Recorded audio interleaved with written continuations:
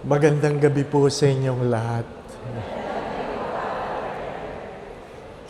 Ang tema po na binigay ay Emmanuel, God is with us. Emmanuel, ang Diyos ay sumasa atin. Ano po?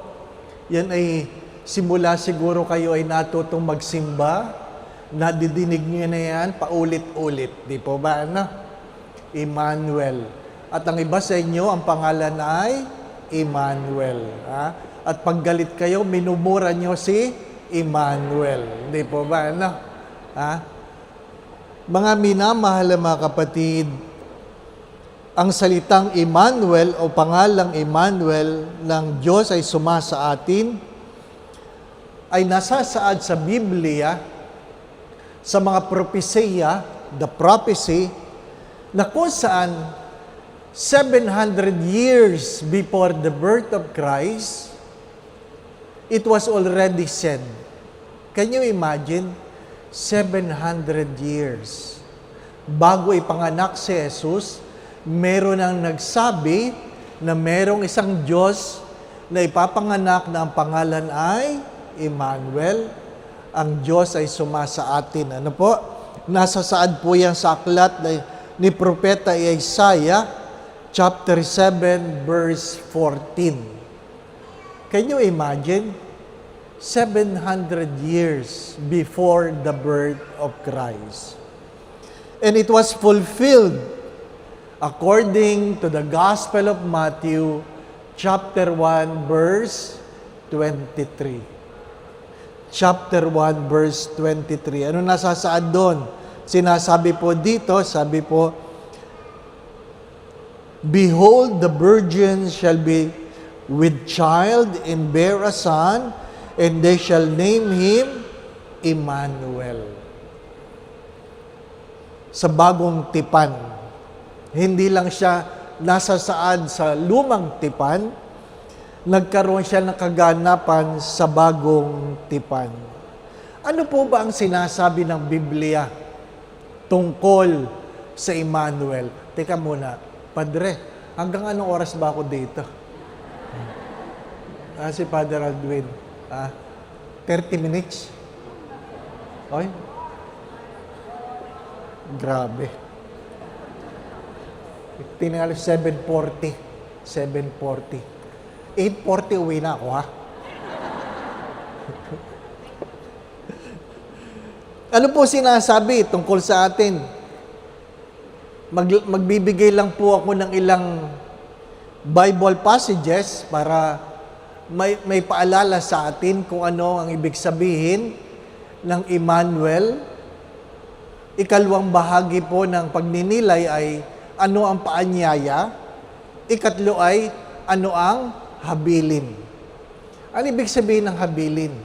Alam po ninyo, ang problema ng marami sa atin, ang hilig sa atin makinig ng recollection, ng talk, ng retreat, hindi naman nagbabago. Hindi naman nagbabago. Di po ba, anak? Nagkukwento isang pari. Sabi niya, may parokyano ako. Minsan nilapitan ako. Sabi, Father, paulit-ulit ang homily mo. At sabi ni Father, oo nga, ikaw, nagbago ka na ba? Wala naman, di naman nagbago. Naghahanap lang ng bagong maririnig, pero walang pagbabago, buhay. Ang hamon ay mayroong pagbabagong buhay. Ano po? Ha? Hindi tayo habang panahon sa lupang ito. Huwag niyong kakalimutan. Kaya tayo nakikinig, nagninilay, upang kung ano man ang mga bagay na dapat baguhin, baguhin. Upang tayo ay pag-uwi, pagkatapos sa mundong ito, hindi tayo sa smoking area pupunta. Ano po? Dalawa lang ang pupuntahan natin pag tayo namatay. Dalawa lang. Smoking or non-smoking. Ano po? Kahit hindi kayo naninigarilyo, kung hindi nyo binabago ang dapat baguhin, baka nasa smoking area kayo pagkatapos nito. Ano po? Yung mga kaaway nyo, doon nyo kayo makikita. Ano po? Yung palagi nyong inaaway. In 2 Corinthians 4:4-8, chapter 4, verse 8, Nasa saan dito, we are afflicted in every way, but not crushed, perplexed, but not driven to despair, persecuted, but not forsaken, struck down, but not destroyed. Ang Diyos ay sumasa atin. At dahil diyan, sa mga panahon ng mga pagsubok, tayo ay hindi nabibigo. Lahat ay nasusubukan. Lahat. Palagi ko ito sinasabi. Kapag hindi mo pa nasasabi ang hirap mong mahalin, baka hindi ka pa nagmamahal. Hindi po ba, Yung mga in love,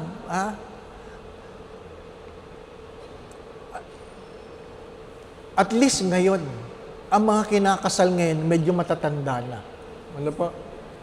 Pero dati talaga mga batang-bata. Hindi ko alam kung ilang taong kayo nung kayo nagpakasal. Batang-bata. Na noon, tinatanong ko, ano kayang gagawin itong mga ito? Maglalaro lang. Di ba? Tapos, pag isusuot na yung sing-sing, gusto, may tugtog pa. Di ba? Ayaw isuot hanggang walang background. Di ba? Gusto pa. Isuot mo ang sing-sing na ito. Tanda ng aking pag-ibig sa hirap at ginhawa, sa pagkakasakit at kalusugan, sa kamatayan mauna ka sana. Di ba? Feel na feel. Ngayon, medyo matatanda na ng konti. Pero, ano ibig ko sabihin? Naiiwan pa rin sa damdamin. Naiiwan pa rin sa nararamdaman. Huwag niyo po itong kakalimutan, emotions are temporary, decisions are permanent. Huwag niyong kakalimutan yan. Emotions are temporary, decisions are permanent. Kaya pag ikaw ay nagagalit, bago ka magbitaw ng salita, pag nilayan mo. Kasi pag nasabi mo na yan, hindi na yan makakalimutan. Mga minamahal na mga kapatid, wag niyong kakalimutan ito. May mga bagay na pwedeng patawarin, pero hindi pwedeng limutin. Hello? Kahit gaano katanda, may mga bagay na pwedeng patawarin, pero hindi pwedeng limutin. Ano po? Anong kwento dyan? Tuwing nababasa ang pangalan ni Judas Iscariote, palaging nakasunod doon ang nagkanulo kay Kristo. Palaging nakasunod. Matagal na siyang patay. Muli nang nabuhay ang Diyos. Pero tuwing naririnig natin ang alaala tungkol sa kanyang pangalan, ay ang kanyang pagkakanulo. Mahalaga sa pang-araw-araw na pamumuhay, ay tinatanong natin, ano ang gusto niyong tandaan ng tao tungkol sa inyo? How do you want to be remembered? How do you want to be remembered? Advent, my brothers and sisters, is not simply about a coming.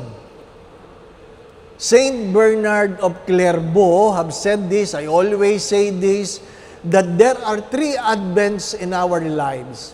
The first Advent is the birth of Christ. The second Advent will be the second coming. And the third Advent is the coming between the first and the second. Bakit? Wala tayo sa second coming. Sinisigurado ko kayo, hindi darating yon. Hindi sa panahon natin darating ang paggunaw ng mundong ito.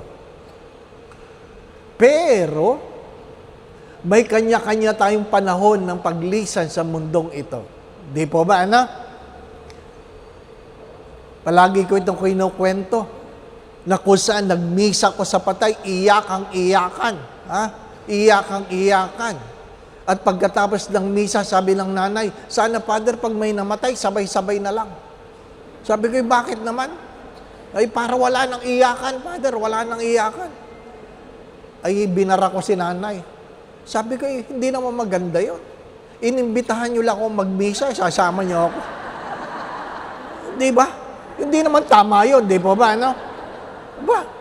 Kung gusto nyong mauna kayo. Hindi naman tayo sabay-sabay dumating, di po ba? Ano? Ikalawa, ladies first. Oh, kita nyo na, ayaw nyo. Oh, bakit pag kayo pinapauna sa kamatayan, ayaw ninyo, di po ba? Ano? Kamakailan, nag-meeting kami mga pari. Kasi ang daming paring matatanda na, may sakit na. Ha? Si Father J. Ha? Naglalaro lang ng basketball, inatake, patay. Oh. Kita nyo na. Ha? Hindi porke athletic kayo, mahabang buhay ninyo. Ano po? Kaya, sa meeting namin, tinanong nung in charge, sabi, ilagay na sa last will and testament, pag kayo may sakit, para hindi na nahihirapan ng simbahan. Ano gusto nyo? Kahon o garapon? Ha? Pag namatay, kahon o garapon? Ha? Pag kahon, kabaog. Pag garapon, cremated. Di po ba, no? Malapit na. O sige, handa na. Di ba, no? Oh, darating tayo doon. Darating tayo. Ha? Tingnan niyo yung katabi ninyo. Bakit? Pinapatingnan ko lang naman kung ano-anong iniisip ninyo. Di ba? But whether you like it or not, I'm sorry, I have to say this. When we grow older, much older, sad to say, the advent we have are the advent of going away. Habang tumatanda tayo, nung tayo ay bata, ang mga adbyento ay pagdating ng mga tao sa buhay natin. Di po ba, no? Pagdating ng bagong kaibigan, pagdating ng kapatid, pagdating ng kamag-anak, pagdating ng ng teacher, pag nag-aral ka na, pagdating ng trabaho. Pag tayo'y bata, ang adbyento natin ay puro pagdating. Pero pag tayo nagkakaedad na, ang ating adbyento ay pag-alis na. Di ba? Umaalis ka na sa trabaho mo. Umaalis na ang matatanda mong magulang. Our advent becomes a time of going away, a time of letting go. Let us accept that. Let us accept that advent, my brothers and sisters, is not limited to the glittering lights, to Christmas carols, to Noche Buena, to food. Sometimes, there is a point in our lives that our advent is a time of letting go. Noong February, this year lang, ang aming panganay na kapatid, 65 years old, nag-complain lang na sakit ng tiyan. Dinala ang sarili sa Makati Med. 9:00 ng umaga. 1:00 patay. Hindi ko na inabot. Pagdating ko sa hospital, nakabalot na. At sabi ng doktor, doon sa nag-a-assist, pakibuksan mo yung body bag kasi nasa plastic na. So binuksan. Nakita ko, mukha. Agad ang tanong ko, ano naman nagmamadali ka? Di ba? Buti hindi sumagot. Di ba? Pero, ano ibig ko sabihin? Walang nakakaalam. Don't be complacent. As we grow older, my dear friends, hopefully we are not taking things for granted anymore. We do not have the luxury of time. I always tell children, young men and women, if they have an aging parents, stop hurting them. Because do you really have the courage to answer the question, ilang Pasko na lang meron sila? Di po ba? Kayo, tanongin niyo ang sarili ninyo, ilang Pasko na lang meron kayo? Si Father naman. Oo. Palagay niyo habang panahon kayo dito? Hindi. Yan ang katotohanan. Ilang Pasko na lang meron. At mahirap doon, ilang Pasko na lang, ilang beses na nating nadinig yung salitang, God is with us, pero ang Diyos ay wala sa atin. At palagi ko rin itong sinasabi, kung walang puwang ang Diyos sa buhay mo, pagkatapos mo dito, saan ka pupunta? If Christ not in you, do you think you will be in Christ after you die? Father, yung magnanakaw nga, nakapako sa krus, sinabi lang niya, alalahanin mo ako, pagdating mo sa iyong paraiso, nakapasok agad sa langit. Totoo yun. Totoo yun. Pero wag niyong nakakalimutan, nakapako yun. Kung gusto niyo makapasok agad sa langit, magpapako din kayo. Oo. Gusto lang natin sarap. Ayaw natin ang hirap. 2 days ago lang, nanonood ako ng news. Pinapanood ko yung statistics. Alam po ninyo, nung September lang inilabas ang iPhone 17. September. Lumabas sa Pilipinas, October. Ano po? September. Nilabas sa buong mundo. Alam niyo po ba? Up to yesterday, ang nabentang iPhone 17, 243 million.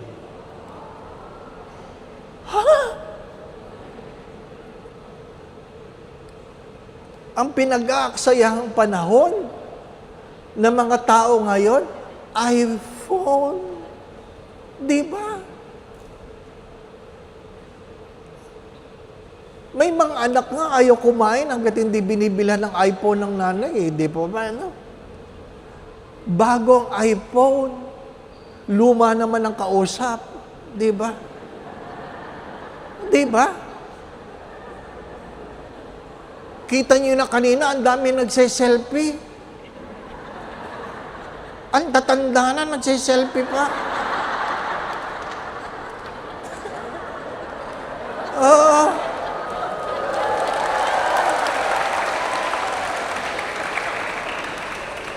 Anong problema doon? Gusto mag-selfie, hindi marunong. Sabi ko, ilayo niyo, nanay. Kalahati lang ang mukha. Diba? Ano ba talagang mahalaga? Di po ba, na? Ano po ba talaga ang mahalaga?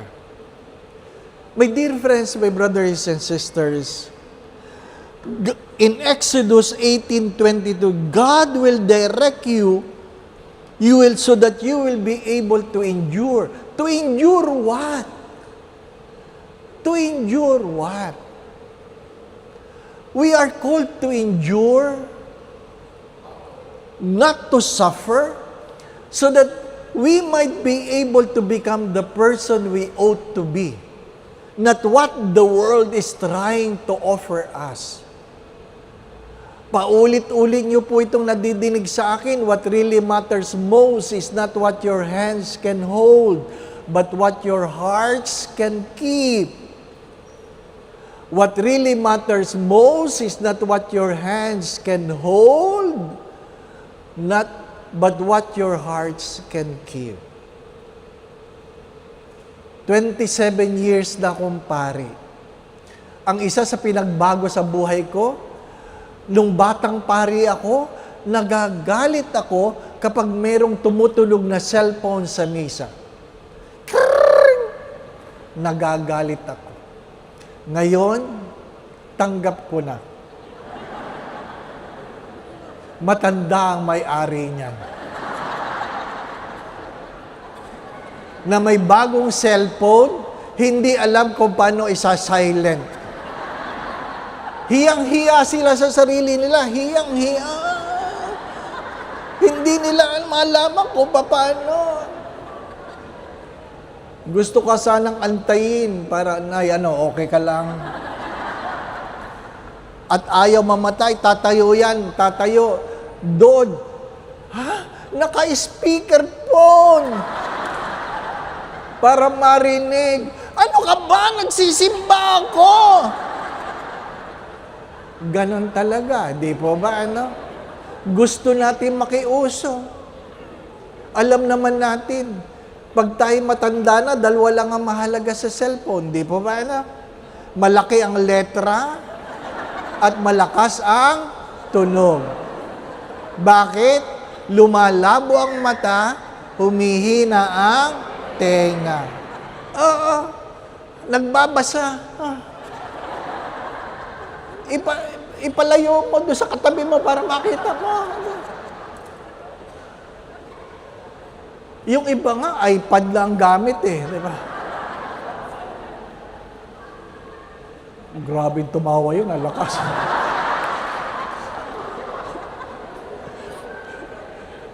Yan ang katotohanan. Tanggapin natin. Tanggapin natin. Mga minamahal na mga kapatid. Di po ba, Noon, ang pinagtatawanan ko, sorry for the words, na kung saan, ang tatanda na, ay nako, naka-miniskirt pa. Dahil kababatikos ko sa misa, nagtigil sila. Ano pa? Di ba? Pag may edad ka na, magsuot ka ng bagay sa iyo. Di po ba, Hindi kailangang nakapost dyan kung anong isusuot sa misa. Kung anong bagay sa iyo. Nay, huwag ka na mag-crop top. Ang hirap nun, di po ba, Namumutok-mutok ka, naka-crop top ka. At pinipilit mong ibaba dahil magkukumunyong ka. Di po ba, Parang galing kayo sa inuman. Ang iba doon, kita pa ang tahi ng cesarean. O si Father naman. Kasi may binabagayan. May binabagayan. Meron kaming lector dati, ang tanda na. Naka-high heels. Ano po? Ako ang ninenervyos. Hindi pa kami nagmimisa, nagdadasal na ako. Bakit? Pag natisod si nanay, ang laki ng problema mo, di po ba, Bakit nga ba? My dear friends, my brothers and sisters, yes, it's true in Philippians 4:13, I can do all things through Him who strengthened me. Strengthen you not in your wrongdoing, not on things that are fashionable, to strengthen you so that you will be able to do the will of God. Ano ba ang pinagagawa sa iyo ng Diyos? Ano ba ang pinagagawa sa iyo ng Diyos? Mas madali ang magsimba kaysa sa mag-alaga ng may sakit. Di po ba, Di ba? Ay, nako. Totoo yan. Mas madaling magsimba kaysa magbayad ng utang. Di ba? Ang iba sa atin, kung mangutang, napakababait. Pag panahon na nasingilan, ang haba ng nguso, ang tatapang. Di po ba? Ikaw pa ang hihingi ng tawad. Mare, kailan mo ba babayaran? Ano ka ba? Alam mo namang wala akong pera. Ay, sorry. Ang hirap ngayon magpautang. Ang tumatagal na relasyon ngayon, utang na lang. Kaya, nagsisimba tayo. Hirap na hirap tayo sa peace be with you. Kasi nakikita mo yung may utang sa iyo. Posturang postura. Di po ba, At ang nakakagalit, nangutang sa iyo, nagtitiis ka sa pangatlong init ng ulam, nakapost siya, kumakain siya sa labas. Di ba? Mga minamahal na mga kapatid. Kaya nga, sinasabi sa Romans 12:12, rejoice in hope, be patient in tribulation, be constant in prayer, because God is with us. Kung hindi ka magdadasal, baka magbikti ka. Ano pa? Meron kaming counseling program sa Greenbelt, libre. Ang dami namin kaso ng mga taong gustong mag-suicide. Frustrated. Mahirap ba sila? Hindi. Mayayaman sila. Frustrated sila sa magulang, sa kapatid, sa kabag-anak, sa asawa, sa anak. Bakit? Naghahanap ka kasi ng perpektong relasyon. Na nung ikaw naman ay lumalaki, nang dumating sila sa buhay mo, pinabayaan mo naman sila. Hindi po ba, ano? Marami sa atin, naghahanap ng mabuting anak. Pero nung lumalaki ang anak, hindi naman tinuruan ng mabuting asal. Marami sa atin, gusto ang pamilya ay nagsisimba. Pero nung maliliit, hindi naman tayo nakikitang magsimba. Ang bunga ng ating panahon ngayon ay kagagawan natin kahapon. Di po ba? Walang ibang sisisihin dyan. Pero bakit tayo nagninilay? Kasi kung meron pa tayong pwedeng gawin, gawin na natin. Huwag na nating ipagpabukas. May mga bagay na sana hindi lumala kung hindi pinabayaan. Hello? May mga bagay na sana hindi lumala kung hindi pinabayaan. Habang may panahon, ang Adbyento ay isang pagtingin, hindi lang ng kahapon, hindi lang ng bukas, kundi ang kasalukuyan. Ano ang hinihingi ng Diyos? Ano? Di po ba? Merong isang ama na iyak ng iyak. Bakit? Pinalaya siya ng sarili niyang mga anak sa bahay. At ano ang kwento mo, tatay? Alam ng mga anak na siya ay may ibang babae. May ibang babae. Ang mga anak ang nagpalayas, hindi si Mrs. Anong nadinig ni Mrs. mula sa mga anak? Nanay, itigil mo na yung katangahan mo. Nanlalalaki si tatay.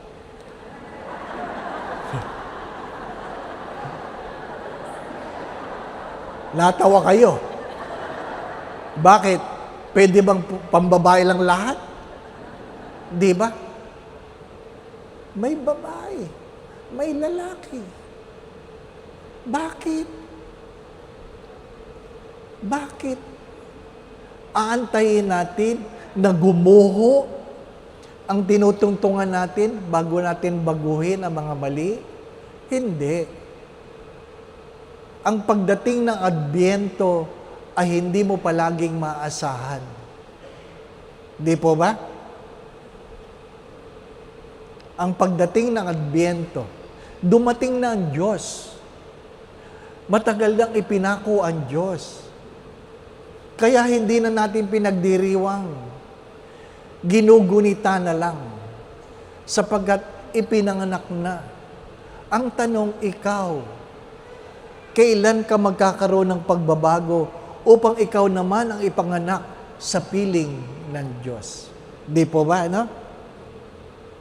Ang tanong palagi ng Adbyento ay, ipapanganak ba ako sa piling ng Diyos? Pagkatapos kong tanggapin ang kapanganakan ng Diyos sa piling ng tao? Di po ba, ano? It is a difficult question.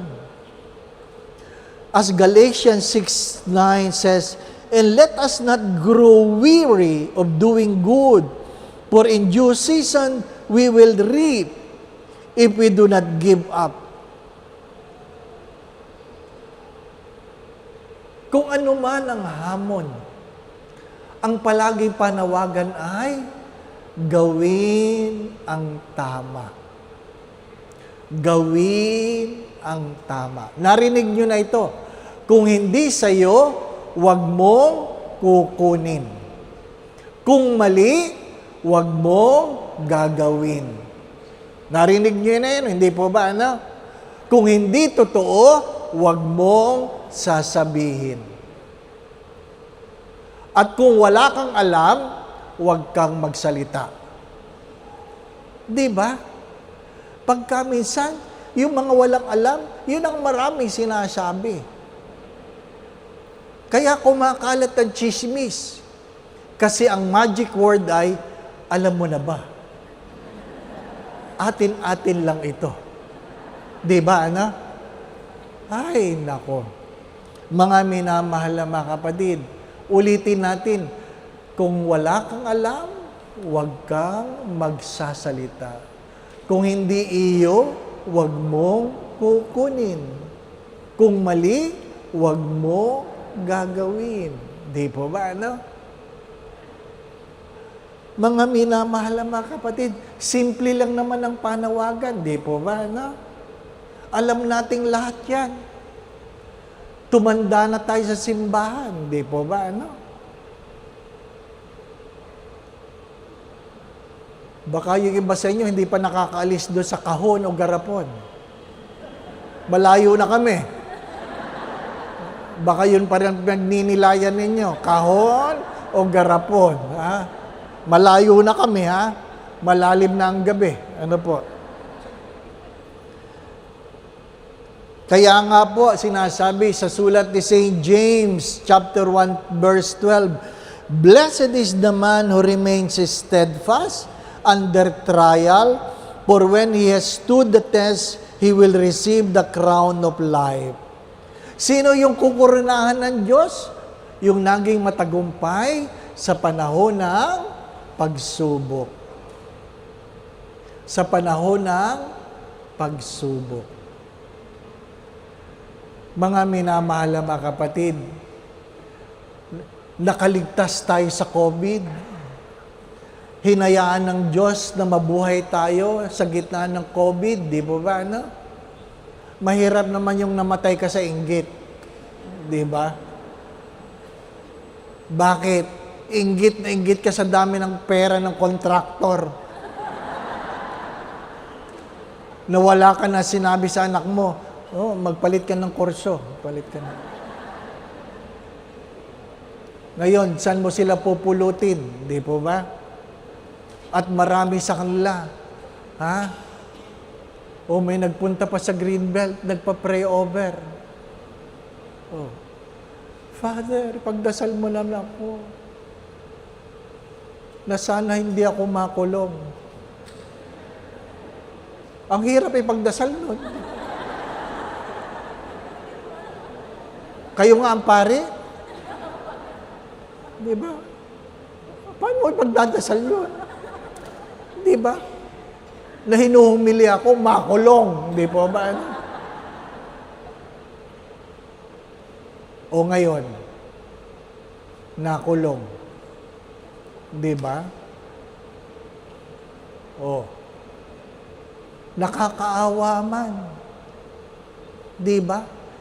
Hindi mo tinuruan ng iyong mga anak. Hindi ko alam. Lumaki ako sa pamilya, sa matatandang magulang na kung ano, huwag kang bibili ng hindi iyo ang pera. Ano sabi ng tatay ko? Pwede kang manigarilyo, basta ikaw ang gumastos. Di ba? Mag-inom ka kung gusto mo, basta galing sa bulsa mo. Sa madalit sabi, kung gusto mo magloko ka. Pero wag mong idadamay ang iba. Mahirap yung lumaki ka sa luho na hindi mo tinanong saan galing ang pera. Di ba, ano? Tapos nag-vlog ka. Kung saan kayo kumakain. Ngayon, alam ng buong bayan. Di ba? Anong ipamumukha mo? Ano ibig sabihin? There will always be a time of reckoning. There will always be a time of reckoning. Yes, we have a God of mercy. But do not forget, we also have a God of justice. Huwag niyong kakalimutan yan. Darating ang araw na kung anong ating tinanim, yan ang ating aanihin. Kaya pag ikaw ay umani ng mga bagay na hindi mo tinanim, ang tawag sa iyo ay magnanakaw. Mga minamahal na mga kapatid, ano ang tanong nila? When is the best time to plant a tree? Ang sagot ay 20 years ago. When is the next best time? Yesterday. But yesterday is gone. So when is the next best time to plant a tree? Today. Today. Ano ibig sabihin nun? Kailan natin dapat baguhin ang ating mga pagkakamali?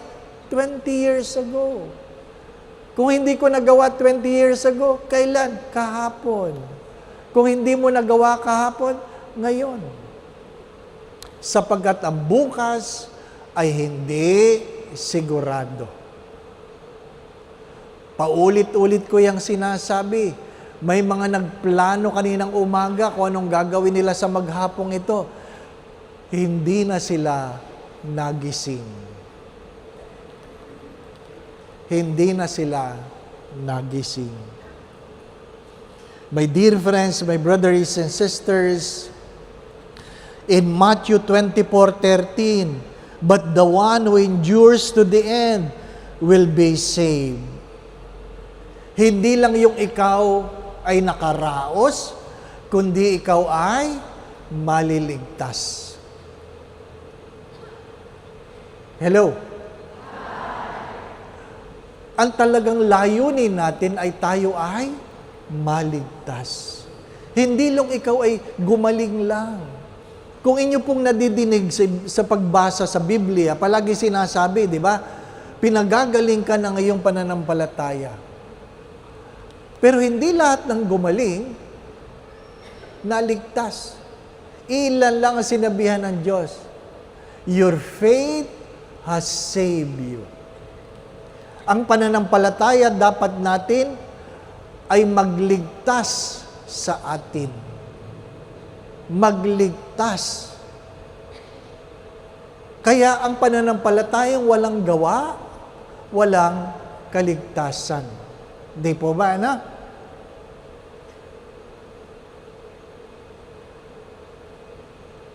Ang aking tanong ay, ginawa mo na ba? Ginawa mo na ba? Di po ba, no?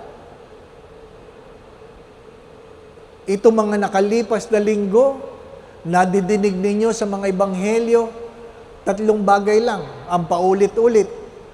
End of times, death, and judgment. Before Christ the King, the readings will always remind us that life is short and death is certain. Maiksi lang ang buhay. Kaya huwag kang magpapabaya.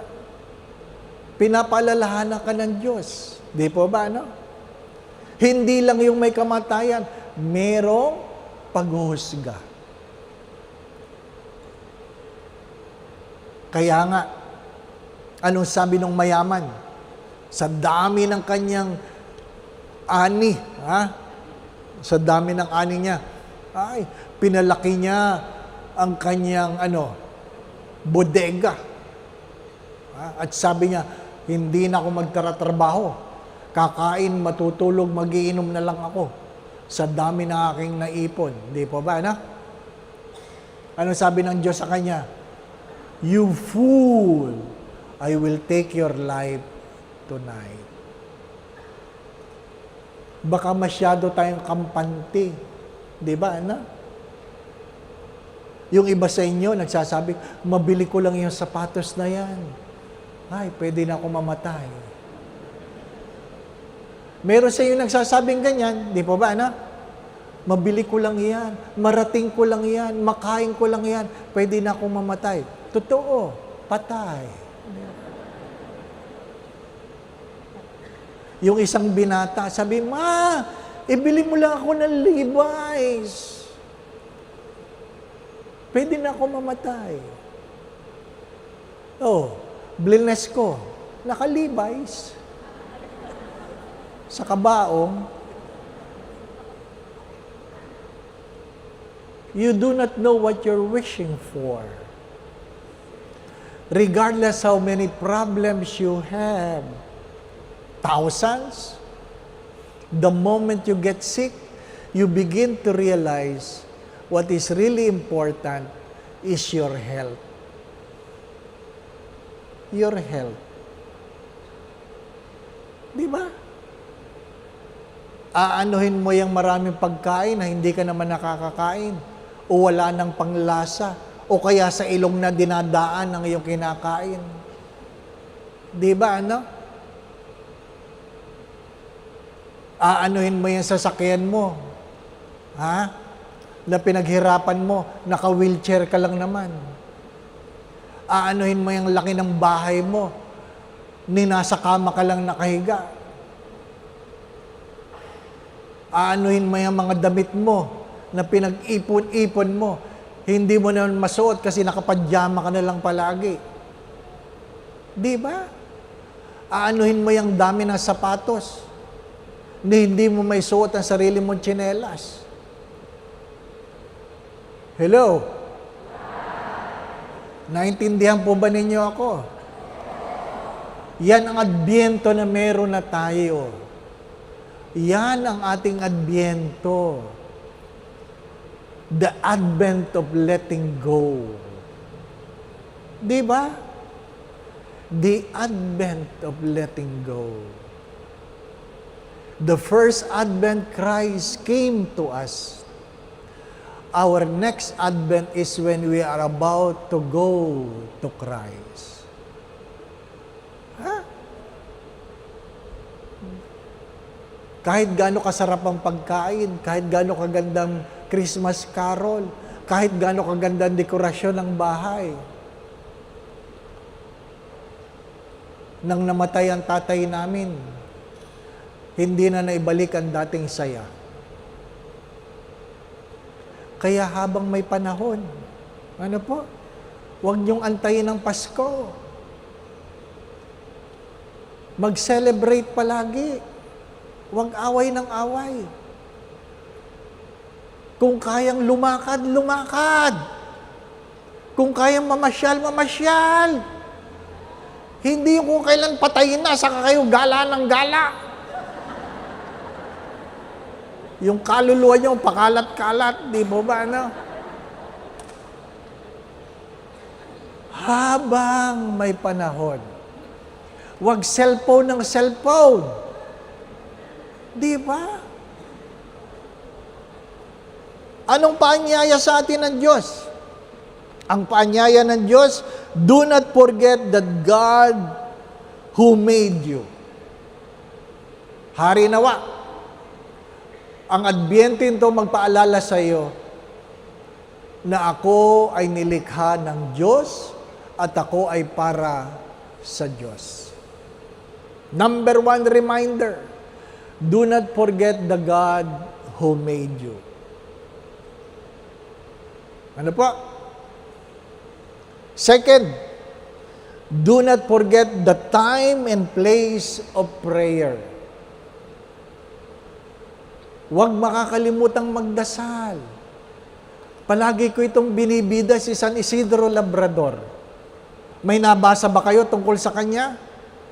Mayroon ba siyang sinabing nasusulat na pinapaalala sa atin? Wala.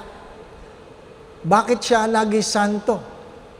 Hindi niya kinalimutan ang lugar at oras ng panalangin. Sa tuwing umaga, sarado pa ang pinto ng simbahan. Nandun na siya sa pintuan at sinasabi sa Diyos, Lord, andito na ako. At pagkatapos niyang magdasal ng sarili niyang panalangin, bago siya magsaka, sasabihin niya, Lord, aalis na ako. He was made saint for not forgetting the time and place of prayer.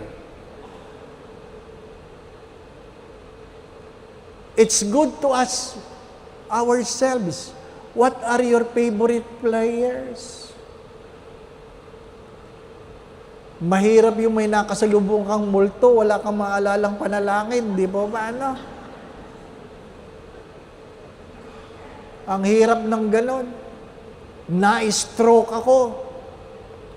Yung amin dating mother butler, na nanay ng aking cook, sabi ng cook, Nay, si Father Dave na-stroke, hindi magandang kalalagayan.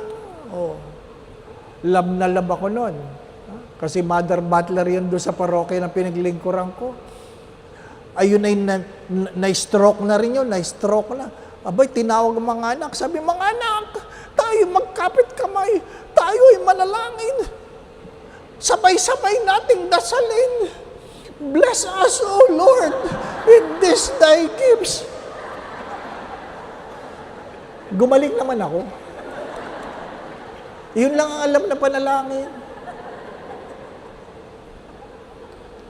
Hindi mo man lang alam ang Hail Mary. Hindi mo man lang alam ang Our Father. Di po ba, ano? Marami sa atin nagsiserve sa simbahan, pero hindi alam, hindi memoryado ang mga panalangin. Tabi ha, tabi. Totoo yan. Maraming naglilingkod sa simbahan. Pag pinagrosaryo mo, huwag na ako, huwag na ako. Di ba? Bakit? Hindi alam eh. Pag sinabi mo, ikaw nga magdasal ng Angelus, ano yun? Ha? Nagsiserve sa simbahan yun. Di ba ba, ano?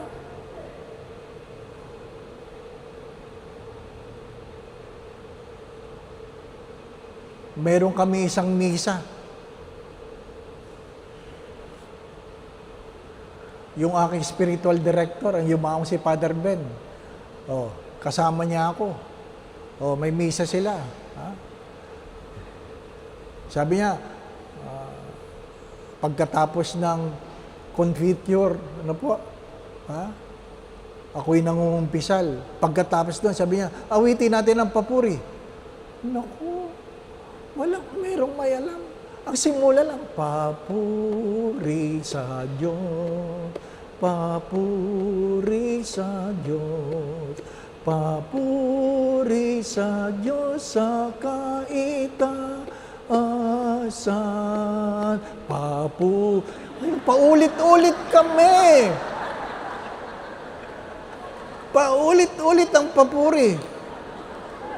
Sabi ko, hanggang saan ito? Sabi ni, tama na. Let us pray. Ay, ang hirap ng gano'n, di pa ba? Na? Kung hindi mo talaga alam ang kanta, wag na lang, di pa ba? Na? Wag na lang.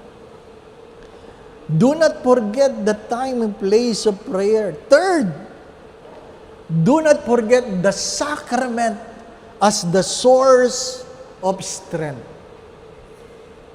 Hello? Naintindihan niyo ba yan?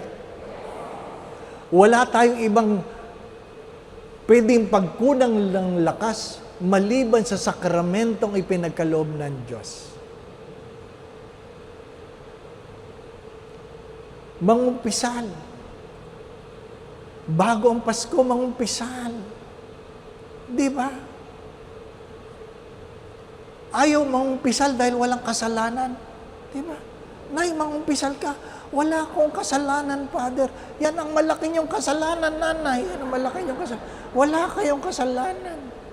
Meron naman nangungumpisal, ang kinukumpisal, kasalanan ng asawa niya. Nay, kasalanan ninyo ang kailangan ko. Kasalanan ng katulong. Ay, Nay, kasalanan ninyo. Wala akong kasalanan, Father. Yan ang kasalanan niyo, Nanay. Sinungaling kayo. Di ba? Pagka minsan, mabuti pa yung mga bata pag pinapakumpisal mo. Totoong-totoo hindi po ba? Ano? Yung ibang matatanda, nangungumpisal na, nagsisinungaling pa. Di ba? Go to confession. Receive communion. Participate in the Eucharist. Hindi yung tulog ng tulog, bawang misa. Sa communion lang gising. Lungangi pa. Ano ibig sabihin ng lungangi? Hindi pa alam kung anong ginagawa. Nangungumunyo na, nakalabas ang dila, nakaganyan pa ang kamay. Pinahihirapan pa ang pari. Sinasabihan ko, ano ba gusto nyo? Dine in o take out?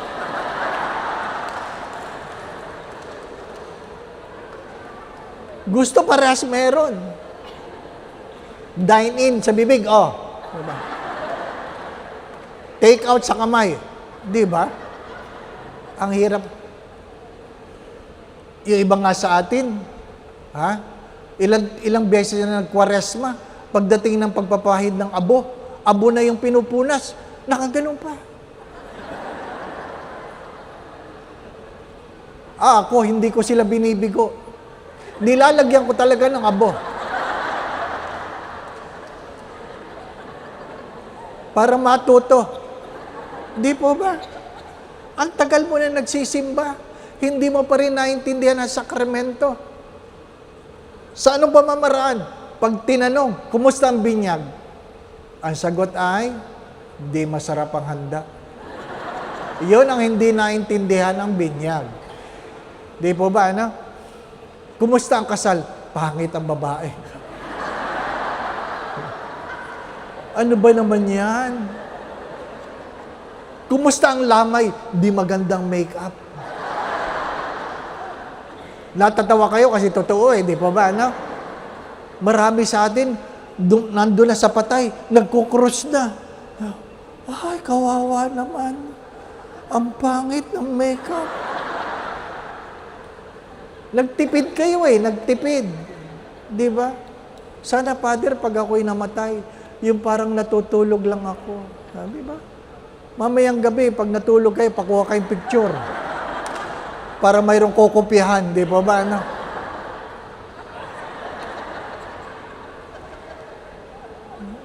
Pag palagi ko yung tinatanong, sa anong pamamaraan mo pag gusto mamatay?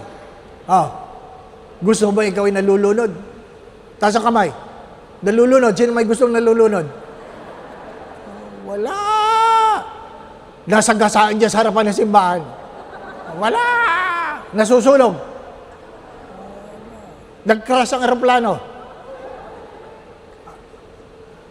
Alam ko ang sagot nyo.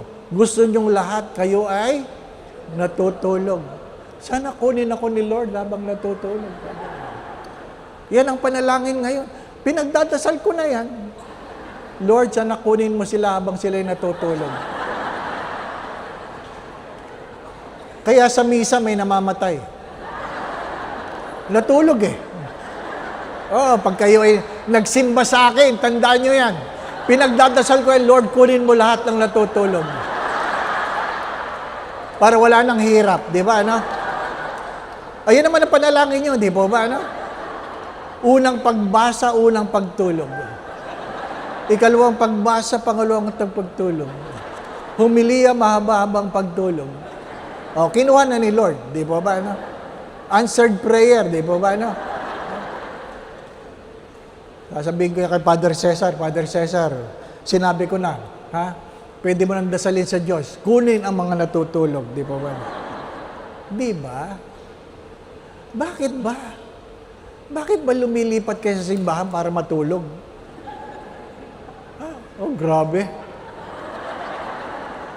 Parang may naalala ka ate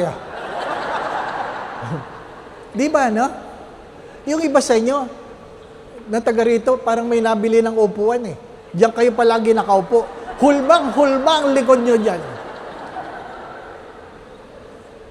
Kaya first reading pa lang talaga, nag-humiliya si Father, kitang-kita ka. Tapos mamumulat ka, nakatingin sa'yo. Di ba na? Ngingiti ka na lang. Tapos, babawiin mo ang kapal ng mukha mo. Paglabas, Father, ganda ng homily mo. Talaga, ha? Opo. Ano sinabi ko? Basta maganda. Di ba? Wala. Naiwan tayo sa obligasyon. We have failed to avail of the grace of the sacrament. Kung may sakit, magpapahid ng langis. Hindi yung kung kailan naghihingalo na. Father, ang nanay ko naghihingalo na, puntahan mo naman. Nung hindi pa malala, hindi ka tumawag ng pari. Di ba ba, ano? Kung kailan naghihingalo na, saka kayo tatawag ng pari. At namatay. Sasabihin, kaya namatayan, pinuntahan ni Father. Oh, kawawa naman si Father. Di ba? Do not forget the sacrament as the source of strength. Fourth, do not forget the power of intercessory prayer. Do not forget the power of intercessory prayer. Kaya nga, pwedeng magpamisa.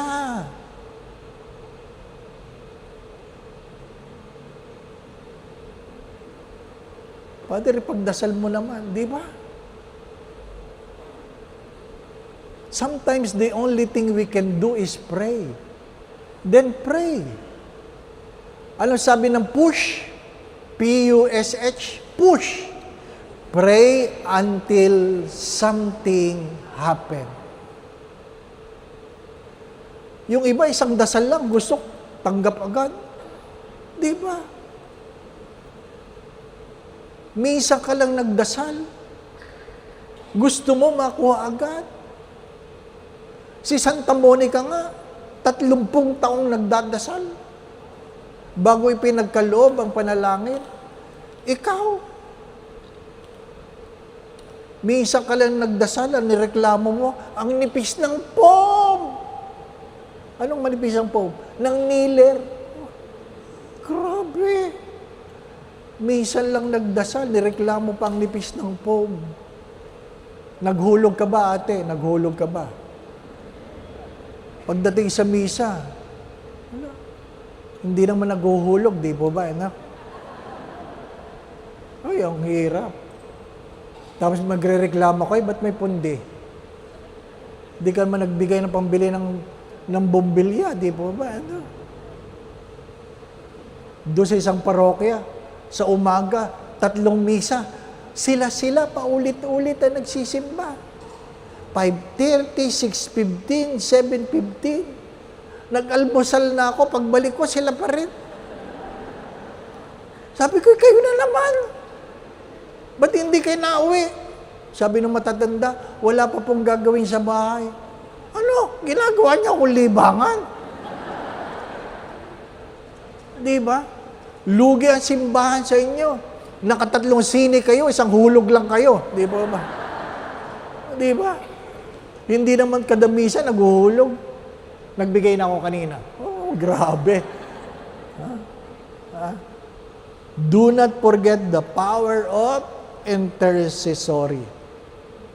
Minsan, kailangan nating may nagdadasal para sa atin. Di po ba, no?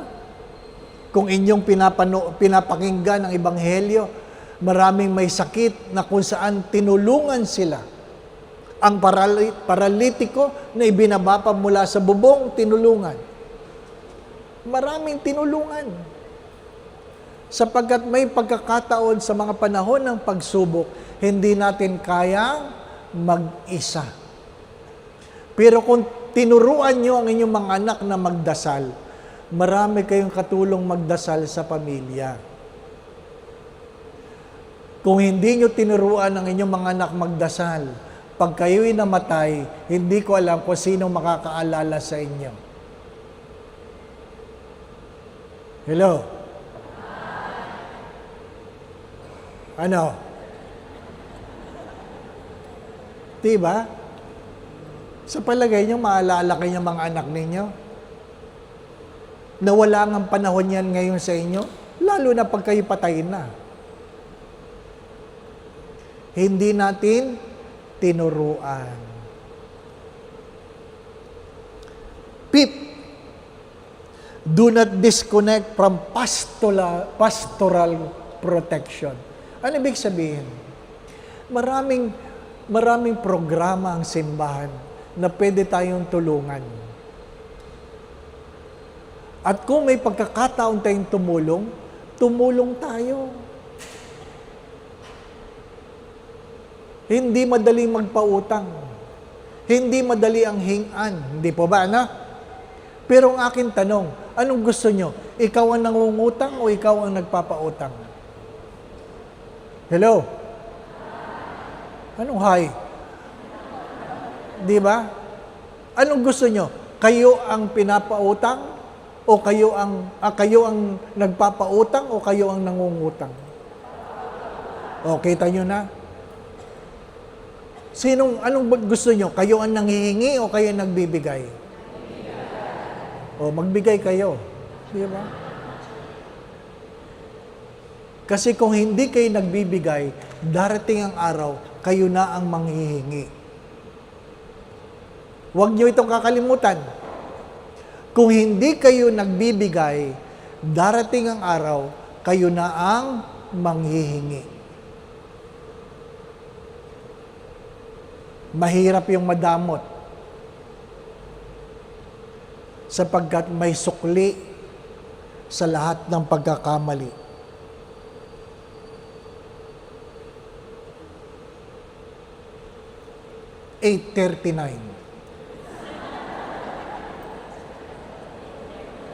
Diba?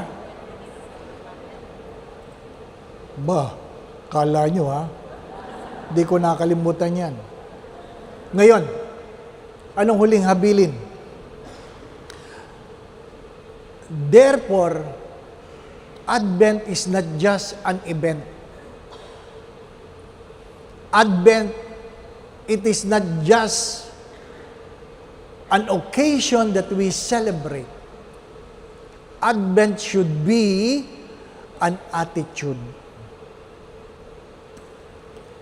Ang Adbyento ay dapat isang pananaw na may dumarating at merong umaalis. Merong simula at merong katapusan. Merong kabataan at merong pagtanda. Merong kapanganakan at merong kamatayan. Yan ang Adbyento. Adbyento. Hindi yan tungkol sa pagkain. Hindi yan tungkol sa Christmas lights or Christmas carol. Ang Adbyento ay nagtatanong, nasaan na ako? Ikalawa, nasaan na ang Diyos sa buhay ko? Kung hindi pinapanganak ang Diyos sa puso mo, paano ka ipapanganak sa puso ng Diyos? Kung hindi nyo tinatanggap ang Diyos sa inyong pamilya, paano tatanggapin ng Diyos ang pamilya ninyo? Mga minamahal na mga kapatid, kung ano ang ating tinanim, yan ang ating aanihin. As we get older, we witness the advent of going more than of coming. We witness the advent of going more than the coming. If Christ have no place in you, how can you have a place in Christ? My dear friends, my dear brothers and sisters, stop accumulating things. Don't look at Advent as a time to buy something new, to eat more. Pagkamisan, ang tingin ng tao sa Pasko, panahon para kumain, lumamon, party. Di po ba? Panahon ng 13 month, para lang yan sa may trabaho. Pag wala ka ng trabaho, wala ng 13 month. Wala ng bonus. Di ba? Hindi yan panahon para bumili ng bagong sapatos dahil hindi naman bago ang iyong paa. Hindi yan panahon para bumili ng bagong cellphone sapagkat wala ka namang bagong kausap. Di ba? At alam ko yan, kahit mag 50% discount ang Purinaria Pass sa kabaong, walang bibili sa inyo. Di ba? Wala. Don't waste your time. Don't waste your time. Do not forget the God who made you. Because the reason of Advent is Christ. The reason of Advent is Emmanuel, the God who is with us. Do not forget the place and time of your prayer. Do not forget the power and the grace of the sacrament as the source of our strength. Do not forget the power of intercessory prayer. Do not forget the opportunity that the church is giving so that we can grow in faith. We can grow in faith. My dear friends, my brothers and sisters, I will not be here forever. You will not be there forever. We will not be strong forever. We will not be healthy forever. Regardless how long is our life, nobody stays forever. The late Monsignor Montemayor, a good friend, a good example. In his old age, retired siya noon, retired na, bago siya pumanaw. Dahil hindi siya tumatanggi. Pag ni-request siya, Monsi, magmisa ka naman, may lakad lang ako, kahit matanda na, kahit may sakit na, magmimisa pa rin ang matanda. Gusto pa rin makatulong sa mga pari. Dala ng katandaan, dala ng diabetes, dala ng ibang sakit. Hindi na siya pinagbibigay na komunyon, kaya nakaupo na lang siya sa oras ng komunyon at nakatulog ang matanda. Nakatulog habang nagpapakomunyon ang lay minister. At nang siya ginigising, di siya magising. Hindi pa naman patay. Hindi lang magising. Doon sa mga diabetic, naintindihan niyo yan. Pag kayo ay nag-hypo, ang hirap nyo gisingin. Nag-hypo marahil ang matanda. At nang siya'y nagising, wala na mga tao. Wala na, nag-aalisan na. Sabi niya, nasaan ang mga tao? Ay, nag-uwian na po, Monsi. Kaya nung siya'y nakita ko, sabi ko, kumusta ka? Nakatulog daw kayo sa mesa, iniwan kayo ng mga tao. Ano sagot sa akin ng matanda? Oo, yung mga jasking yan. Pag sila'y natutulog, habang ako'y nagmimisa, di ko naman sila iniiwanan. Minsan lang ako nakatulog, iniwan nila ako. Di ba, anak? Darating ang araw, pagtulog mo, maiiwang kami. Kaya mamayang gabi, mag-practice ka. Oo, maganda din yun. Anong paalala ni Father ngayong gabi? Sabi niya, magbihis daw ako na maganda ngayong gabi. Matulog daw ako na maganda ang damit. At sabihin mo sa asawa mo, mamimiss kita. Kung ano man ang aking pagkakamali, patawarin mo ako. At kung ano man ang iyong pagkukulang at pagkakamali, tandaan mo ito, pinatawad na kita. Halikan mo siya, yapusin mo siya, at sabihin mo, huwag mo sanang makakalimutan, mahal na mahal kita. At sasabihin sa'yo ng asawa mo, bakit? Mamamatay ka na ba? Ang sagot doon ay, hindi ako, ikaw. Bakit palaging ako? Di ba, ano? Practice. Maigsi lang ang buhay. Ang mahalaga ay meron tayong natututunan at merong pagbabago sa ating mga pagkatao. Sapagkat kung paulit-ulit nating ginagawa ang dati nating ginagawa, paulit-ulit nating makukuha ang dati nating nakukuha. If we continue to do what we have been doing, then we can only get what we have been getting. So if you want something new in this Advent, something new, you must take the courage to do something you have not done before. Keep that in mind.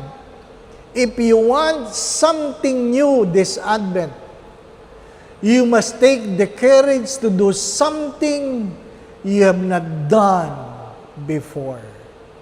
Or else, all talks, all recollections, all retreats, all homilies will remain the same. We always pray that we hear what we ought to hear, we see what we ought to see, so that we will be able to do what we ought to do. In Jesus' name, we pray. The Lord be with you. Bow your heads and pray for God's blessing. Naway ingatan ka ng Diyos, ilayo ka ng Diyos sa lahat ng uri ng kapahamakan. Patuloy ka nawang pagkaluban ng kalakasan, kalusugan, kung meron ka mang karamdaman. Sa makapangyarihang pangalan ni Jesus na taga Nazaret, pagkaluban ka ng kagalingan. Naway marapatin ng Diyos na sa isang salita lamang niya, ikaw'y gagaling sa iyong karamdaman. Kung ano man ang iyong mga pinagdadaan ng suliranin o problema, tuwangan ka nawa ng Diyos. Alisin nawa ng Diyos ang iyong mga pagkatakot at pangamba. Dagdagan nawa ng Diyos ang iyong pananalig at pananampalataya sa Kanya. Naway hanguin ka sa kahirapan. Tuwangan ka sa iyong mga suliranin. Pagalingin ka sa iyong mga karamdaman. Nawa ang iyong pamilya, ang iyong mga mahal sa buhay, ay pagharian kayo ng pagmamahalan, pagkakaisa, pagkakasundo-sundo. Kapayapaan, kasayahan, puspos ng pag-ibig at kasaganahan, lalong-lalo na sa darating na Kapaskuhan at Bagong Taon. Sa tulong at panalangin mga banal, lalong-lalo na ng mahal na Biren, gayon din ni San Jose ang tapat niyang esposo, ang ating patron si San Felipe Neri, ikaw ang iyong pamilya naway pagpalain ng Diyos sa ngalan ng Ama at ng Anak at ng Espiritu Santo. Magandang gabi po sa inyong lahat.